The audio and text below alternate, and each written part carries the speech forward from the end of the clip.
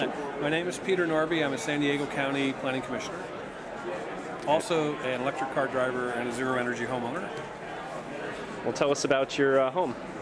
Well, we built our home 4 or 5 years ago. It is a state-of-the-art environmental home build project that we did.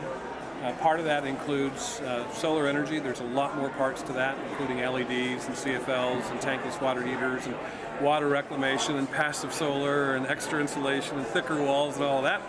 But essentially we built a zero energy home, one of the few that are out in the country.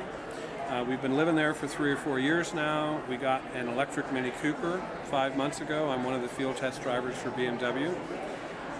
Because we got this car, we put a gas station on our roof, which is another 2.5 kilowatts of solar. So we're generating 12,000 kilowatts of solar energy a year, electric energy. 9,000 go to the home, 3,000 go to power the car. So we're living and driving on sunshine. Now, from an environmental standpoint, it's mostly emissions that we're worried about in terms of being a county of 3 million people and a country and a world, quite frankly. 88% of our emissions we emit in our transportation fleet in our residential housing.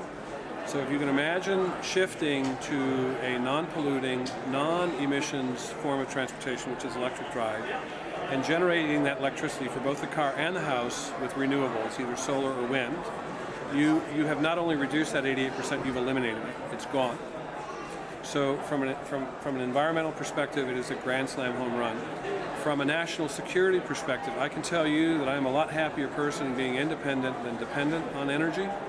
And I can tell you that our country is going to be a lot happier and a lot more secure when we become independent rather than dependent on energy. And our country right now is dependent on foreign governments for oil. And that's just a fact. And the founders of our country wanted an independent country. So from a national security, energy independence standpoint, it's a grand slam home run.